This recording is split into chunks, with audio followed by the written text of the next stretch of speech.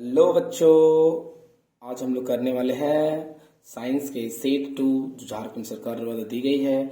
आइए क्वेश्चन करते हैं सर। क्वेश्चन नंबर 1 है, किसी बीम का अवतल दर्पण द्वारा बना आभासी एवं सीधा बीम बड़ा पाया जाता है, वस्तु कहाँ होगी सर? तो वस्तु होती है दर्पण के ध्रुव और मुख्य फोकस के बीच अगर रखेंगे ना भैया, तो उसका आंसर क्या हो जाएगा? D number sir. वक्रता त्रिज्या और फोकस दूरी का संबंध क्या है भैया? तो R equal to 2F, R equal to 2F। जब प्रकाश किरण जल से हवा, देखो जल है एक सघन माध्यम, हवा है विरल माध्यम। जब प्रकाश सघन माध्यम से विरल माध्यम में प्रवेश करती है तो वह विलंब से कहाँ जाती है? दूर। यही उल्टा होता क्वेश्चन। तो दोस्त हवा से होता जल तो आंसर होता ए, ठीक है। लेकिन यहाँ पूछा जल से हवा, आंसर क्या होगा? B number. अवतल लेंस सदैव प्रतिबिंब बनाता, हमेशा छोटा, हमेशा छोटा। लेंस की क्षमता कैसे मतलब क्या है दोस्त? डायोप्टर। आपने सभी पढ़ा होगा लेंस क्षमता का मतलब क्या होता है? डायोप्टर। इसका फॉर्मूला क्या होता है? P equal to 1/f। अब बोल सकते हैं इसका एक और ऐसा मात्रा क्या भैया? मीटर इनवर्स सेंटीमीटर इनवर्स, ठीक है। समतल दर्पण द्वारा प्रतिबिंब बनता है, कैसा सर? काल्पनिक प्रतिबिंब। समतल दर्पण द्वारा बनता है काल्पनिक प्रतिबिंब, वस्तु का आकार के बराबर बनता है। जितनी दूरी पर वस्तु रखी जाती है उतनी ही दूरी पर उसका प्रतिबिंब भी बनता है दोस्तों। अगर कोई व्यक्ति v मीटर पर सेकंड से समतल दर्पण के सामने आता है तो उसको लगता है कि 2v मीटर पर सेकंड से आ रहा है। अगर दर्पण को थीटा घुमा देंगे तो वो 2 थीटा से घूम जाएगा। आइए नेक्स्ट क्वेश्चन देखते हैं भैया कि मानव नेत्र जिस भाग पर किसी वस्तु का प्रतिबिंब बनता है वह है रेटिना या फिर दृष्टि पटल, ठीक है। मानव नेत्र जिस भाग पर किसी वस्तु का प्रतिबिंब बनाते हैं वह है, देखिए वस्तु का प्रतिबिंब कहाँ बनता है? दृष्टि पटल पर। क्वेश्चन से मिसप्रिंट हो गया भैया, इसका आंसर नॉन ऑफ दीज में कोई नहीं होगा, ठीक है। रेटिना आंसर होना चाहिए लेकिन दिया नहीं सर। द्विफोक्सी लेंस द्वारा किस दृष्टि दोष का निवारण किया जाता है? देखो निकट दृष्टि दोष को बोले थे ना भैया 3 अक्षर का है, आंसर 4 अक्षर का होगा। निकट दृष्टि दोष का आंसर क्या हो जाएगा? अवतल लेंस। क्या हो जाएगा दोस्तों? अवतल लेंस, अवतल लेंस भैया। जरा दृष्टि दोष का तो आंसर यही हो जाएगा सर। अगर दीर्घ पूछता तो उत्तल लेंस, उत्तल लेंस सर, ठीक है। चलिए तारे के टिमटिमाने क्या कारण है? तारा क्यों टिमटिमाता भैया? तो तारे के टिमटिमाने का मुख्य कारण है वायुमंडलीय अपवर्तन। नेक्स्ट स्लाइड पे देखिए सर। आइए नेक्स्ट स्लाइड पे देखा जाए सर।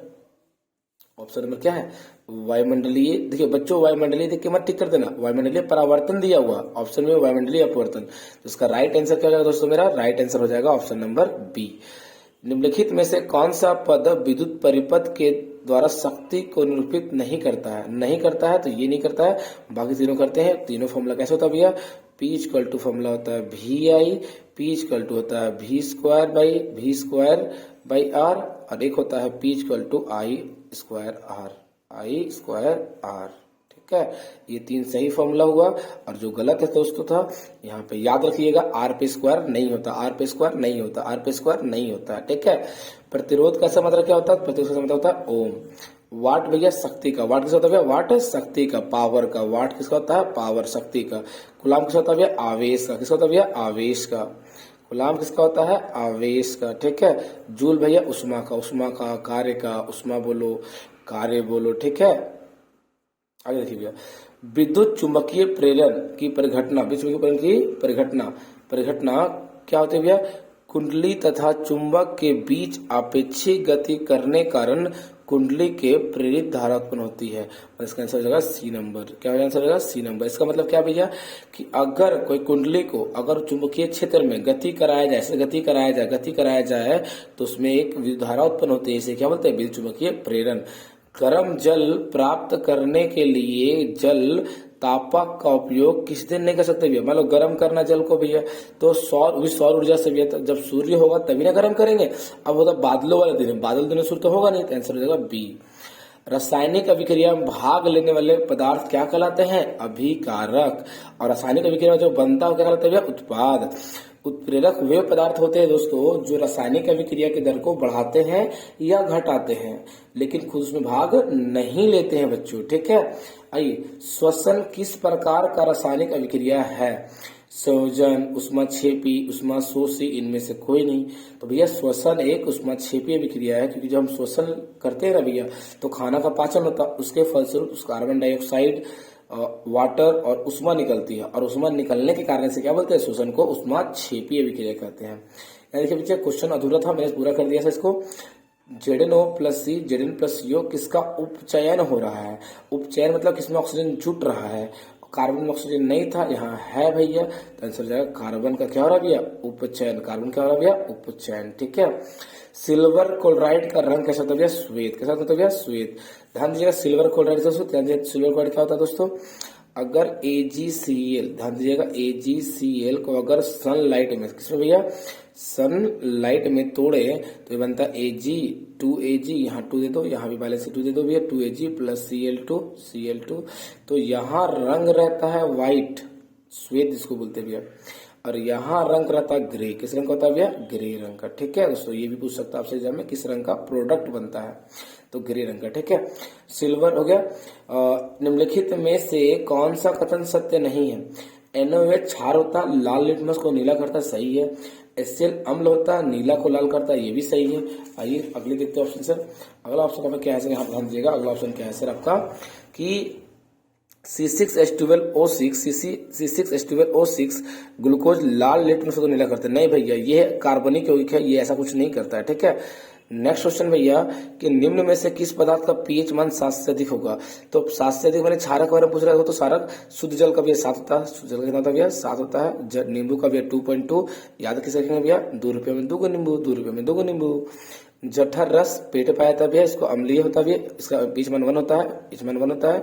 इसका रक्त का होता है 7.4। नहीं बोलते सातों को 7 मारूंगा, 1 4 मारूंगा सर। ठीक है, चलिए देखिए सर। अधातु का ऑक्साइड कैसे होते भैया? अ से अधातु, अ से अम्लीय, अ से धातु, अ से अम्लीय। ठीक है, धातु बोला तो क्षारीय। ठीक है सर।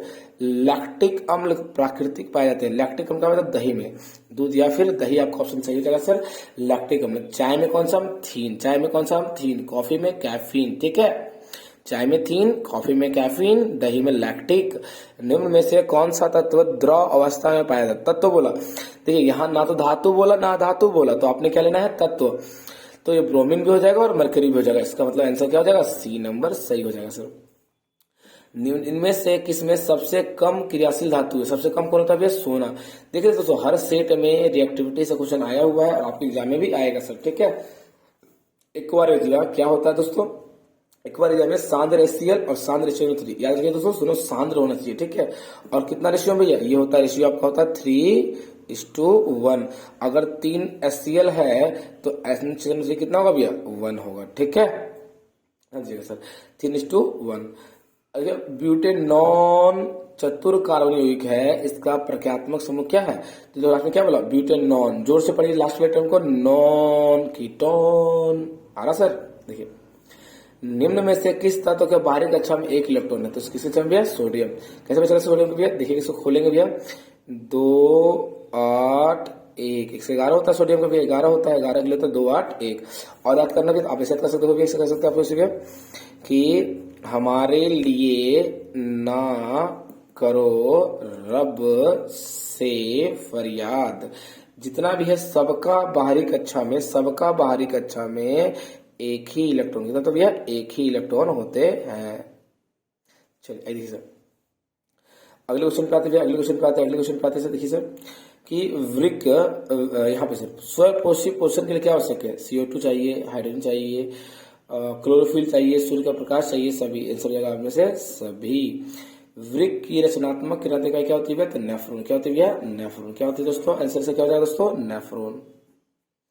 मानव हृदय में कुल कितने कोष होते हैं? 4। कितने कोष होते हैं? 4। कितने कोष होते हैं दोस्तों? 4। कितने दोस्तों? मैंने बताया 4। कितने होते हैं भैया? 4 कोष्ठ होते हैं। निम्नलिखित में से कौन सा पादप हार्मोन है? पादप हार्मोन कौन सा भैया? साइटोकाइनिन। कौन सा भैया? साइटोकाइनिन। देखिए इंसुलिन हमारी बॉडी में भैया बीपी को कंट्रोल करती है भैया। थायरोक्सिन, आयोडीन थायराइड ग्लैंड से निकलती है भैया। एस्ट्रोजन महिलाओं में निकलता है अंडाशय से। चलिए ये तीनों क्वेश्चन पूछा हुआ सर। शरीर में प्रमुख समन्वय केंद्र मैंने जो कंट्रोल करता है किसको बोलते हैं? ब्रेन को, मस्तिष्क को बोलते हैं। और लैंगिक जन्म किसमें होता है भैया? अमीबा में। अमीबा में होता है, अमीबा में अलैंगिक जनन। अमीबा से दोस्तों अमीबा का फिगर कर लेना है। इससे कैसे जनन करता है भैया वो कर लेना। अलैंगिक जनन होता है भैया, इसमें विखंडन होता है कि द्विविखंडन की बहुविखंडन होता है। इसमें क्या होता है भैया? द्विखंडन होता है भैया। चलिए परिपक्व हो जाने पर अंडाशय विकसितता, मतलब अंडा जब पक जाता है तो क्या बनता है? फल। ऐसे हम लोग प्यार से खाते हैं सर। समजात अंग का उदाहरण, वैसे अंग जो देखने में समान हो लेकिन कार्य अलग अलग हो। हमारा हाथ कुत्ते का अगर पास, सही है दोस्त, ये सही है दोस्त, ये भी सही है। हमारा दांत और हाथी का दांत, ये भी सेम है सर। आलू और घास के ऊपरी वो से चमड़ा बोला सर, ठीक है, डी आंसर होगा डी नंबर सर, ठीक है।